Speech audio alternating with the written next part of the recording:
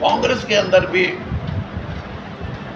जो लोग कांग्रेस में निराशा के वातावरण में थे, क्योंकि 3 बार की हार के बाद कितना ही उत्साहित कार्यकर्ता हो उसमें शिथिलता आती है। वो ये सोचता है कि हार के कारण भी आपको पता है, एक सबसे बड़ा कारण यही है जो मैं आपको अभी बताया। और पार्टी के लिए भी कुछ लोगों के विचार यही थे कि पार्टी में संगठन नहीं था 11-12 साल से, वो भी एक बड़ा कारण था। टिकटों का वितरण भी लोग ये मानते हैं, कांग्रेस के कार्यकर्ता भी मानते हैं कि कई जगह जो कांग्रेस के प्रत्याशी थे वो सही रूप से उनका चयन नहीं था। लेकिन सबसे बड़ा कारण जो छिपा हुआ था, जो कांग्रेस को उस वक्त भी नज़र नहीं आया जब कांग्रेस ने अपना इलेक्शन का अभियान शुरू किया, वो यही था जो मैं बता रहा हूँ कि समाज में बंटवारे के रूप में कहीं ना कहीं भारतीय जनता पार्टी के लोग, उनको सफलता मिली है और इसीलिए कुछ हद तक वोट का बंटवारा हुआ। तो आप वो इतना ही मैं कहूँगा कि जैसे मैंने कहा कि हरियाणा के 90 के 90 चुनाव क्षेत्रों से लोग आएंगे। आप ये भी मुझे उम्मीद है कि जिन संगठनों का मैंने जिक्र किया, कुछ ऐसे संगठन हैं जो प्रत्यक्ष रूप से इस यात्रा के साथी नहीं थे, लेकिन वो भी आएंगे। और ये जो प्रयास है, इसको मैं ये भी मानता हूँ कि कहीं ना कहीं ये नहीं सोचना चाहिए कि ये हमारा अंतिम प्रयास था और हमें सफलता मिली, नहीं। इसके साथ साथ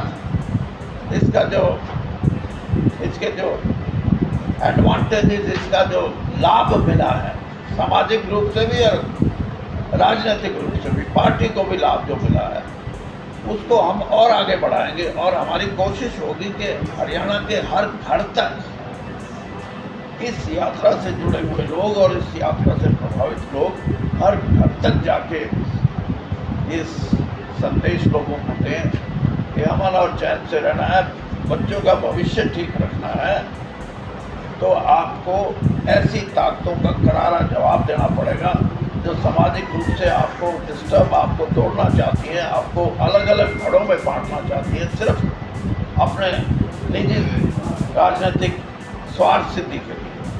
तो ये भी हमारा अगला कार्यक्रम होगा।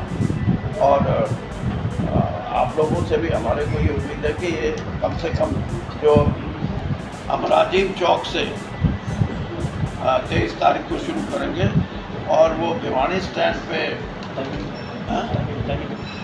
दुर्गा भवन मंदिर के पास उसका समापन होगा। और वो हमने यात्रियों को 3 बजे का समय दिया है, लेकिन गर्मी को देखते हुए हम उसको यात्री लोग तो आ जाएंगे, लेकिन चलने की जो प्रक्रिया है उसको शुरू करने की वो 4 बजे के करीब करेंगे। और उम्मीद है कि 7 बजे तक, क्योंकि रास्ते में भी बहुत सी चीज़ें ऐसी हैं, बड़े हमारे सामाजिक रूप से, राजनीतिक रूप से लोग इस रास्ते में जिनके मूर्तियां हैं और कुछ ऐसे धार्मिक स्थल भी हैं जहां यात्रियों को रुक के उनको प्रणाम भी करना पड़ेगा, माल्यार्पण भी करनी पड़ेगी। और कुछ ऐसे साथी भी हैं जो उनको रास्ते में उनका स्वागत भी करेंगे और उनको कोई जल पदार्थ या कुछ उससे का यात्रियों का हौसला अफजाई भी करेंगे।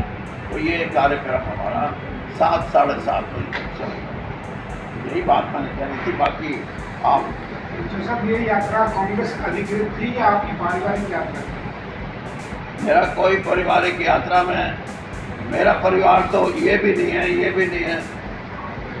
ये यात्रा राहुल गांधी जी से पूछ के, उनकी सहमति से और उनके अनुसार, जैसे मैंने कहा कि उन्होंने कहा कि जैसे मैंने मोहब्बत और प्रेम की बात कही है, आप हरियाणा में सद्भाव जोड़ने की बात करो, और उसी लहजे से ये यात्रा आगे बढ़ी है। और इसमें मैं ये कह सकता हूँ कि बहुत से कांग्रेस लोगों का, अगर आप नाम भी चाहो तो मैं नाम भी बता सकता हूँ, सभी ने समर्थन दिया। और सही पूछो तो कुछ तो ऐसे साथी थे जो मेरे साथ जुड़े हुए 30 साल 35 साल 40 साल वो भी निष्क्रिय थे। वो कहने लगे भाई आपने एक काम शुरू किया है, तो एक मोमेंट बनी और उन्होंने भी उस यात्रा में पूरा सहयोग दिया। और जैसे मैंने कहा कि सिर्फ यात्रा, आप इसी चीज़ को लेके कब तक बोलते रहोगे कि राहुल गांधी के बाद भी अब भी आपको कुछ खतरा है क्या कि इसका कि हमारे घर की यात्रा थी? नहीं, अब तो नहीं, मैं आपसे भाई I have the right to ask you. कोई ज़रूरी थोड़ा कि मैं सारे जवाब आपके दूँ। मैं ये कह रहा हूँ कि जब राहुल गांधी जी, जो आप ही कह रहे हैं, वो आ गए और उससे पहले भी ब्रजेंद्र सिंह उनसे मिला था 2 बार नहीं 3 बार। और एक बार तो वो टी शर्ट का भी उन्होंने कहा था कि वो टी शर्ट की फ़ोटोज़ वगैरह भी आई थी। तो वो, लेकिन अभी मैंने जैसे आपको कहा, जिस सवाल का आप सवाल जो पूछा, आपने भी इसीलिए पूछा कि जो संगठन ही नहीं कांग्रेस का 11-12 वो इसलिए सवाल आया कि उसके बाद भी भूपेंद्र सिंह हुड्डा ने कहा कि मैं वहाँ गया जरूर था लेकिन मेरी यात्रा में शामिल नहीं हुआ। और जरा ऐसा है ना, 80 साल का बंदा हो यार, जरा नज़दीक आके बोलोगे तो सुन जाएगा ना, तो आप सोचोगे ये बात तो सुने ही नहीं ना, तो आप सुने नहीं। हाँ, ये सुने ही बात। मैं कह रहा भूपेंद्र सिंह हुड्डा ने राहुल के आने के बाद ये कहा कि मैं तो यात्रा में शामिल हुआ, सिर्फ राहुल आए थे उनका स्वागत करने के लिए गया था, ये अधिकारी की यात्रा नहीं मान रहे। अरे भाई मेरे, भूपेंद्र सिंह को आपने बुलवा दिया जबरदस्ती, जैसे आप मेरे को बुलवाना चाहते हैं। एक मिनट सुन लो, एक मिनट मेरी बात। भूपेंद्र सिंह हुड्डा जी ने ये भी कहा था कि राहुल जी मेरे नेता हैं, वो आएंगे तो मैं ज़रूर आऊँगा। और ये भी बात आपकी सही है कि मैं आऊँगा लेकिन स्टेज पे आऊँगा। तो स्टेज कोई दूसरी कंपनी ने लगाई थी, स्टेज भी सद्भाव यात्रियों की थी। और तीसरी बात और बता दूं, मैं वो सिर्फ 1.5 साल छोटा है वो मेरे से। उन्होंने राहुल गांधी जी को स्टेज पे चढ़ते ये कहा कि मैं चलना चाहता था आपके साथ, लेकिन थोड़ा सा गोडे का चक्कर ऐसे ही होता है ना। ठीक है, हाँ, बस तो आप खुश हो ना? मैं ये कह रहा हूँ कि आप क्या कह रहे, मैंने जवाब दे दिया यार, इससे अच्छा और क्या जवाब देगा। लेकिन उसके बावजूद भी ऐसी स्थिति क्यों? मैंने बताया, आप इस बात को भी, मैं लेट मी एक्सप्लेन। आप जरा नजदीक आओ श्रीमान जी। इस कांग्रेस पार्टी में मेरा 42 साल का अनुभव है और मैं ये मानता हूँ कि वो कारण आपको भी पता थे कि किन कारणों से मुझे कांग्रेस पार्टी से छोड़ के, और आप अगला सवाल ये करोगे छोड़ दी थी तो बीजेपी में क्यों गए, तो मैं उसका भी जवाब ये दे देता हूँ कि मैं पॉलिटिकल आदमी हूँ।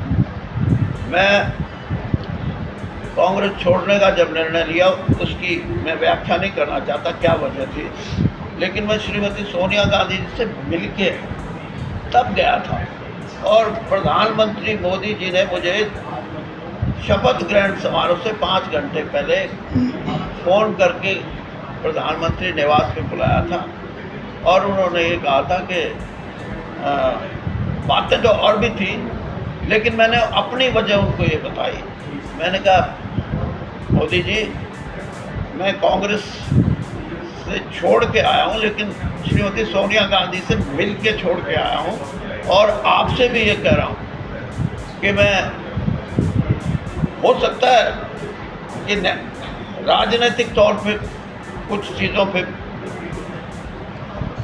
मेरा मतभेद हो सकता है, लेकिन मेरी लीडरशिप, जिसको मैंने 4 दशक से ज़्यादा रखा है, मैं उनके बारे में कभी कोई बात गलत नहीं करूँगा। और मैंने कहा जब हो सकता है आपको भी छोड़ना, जब मैंने कांग्रेस में आया हूँ तो तब भी मैंने पत्रकारों से यही बात की थी। मैंने कहा मैं मोदी जी और जिन लोगों से मेरा संबंध रहा है, ख़ास तौर पे अमित शाह जी से, क्योंकि वो उस टाइम के अध्यक्ष थे जब मैं कांग्रेस छोड़ के वहाँ मिला था, तो मैं उनके बारे में भी कोई इस तरह की बात नहीं सोच सकता। और फिर आप ये भी मानो कि आप ये कहोगे फिर आप तो इसका मतलब सत्ता के लिए गए थे। मैं पॉलिटिकल बात है, मैं कोई ये नहीं हूँ, I am not a silent Spectator in political life. मैं भी समझता हूँ कि मेरी जब 40 साल की राजनीति है और मुझे आगे राजनीति करनी है, तो मुझे ऐसे दल में भी चाहिए जिसका कुछ ना कुछ तो ज़मीन पे हो, और वो तो सत्ता पार्टी थी। तो इसलिए आपके दोनों सवालों का जवाब नहीं तो उसमें वैचारिक महत्व नहीं करता क्या? हाँ? वैचारिक तौर पर महत्व नहीं करता। यही बात कर रहा हूँ। आज क्या बदला फिर कांग्रेस? अरे भैया एक पूछो। अगर आप ये वीडियो YouTube पर देख रहे हैं तो हमारे चैनल को सब्सक्राइब कर बेल आइकन दबाएं, और Facebook पर देख रहे हैं तो हमारे पेज को लाइक करें।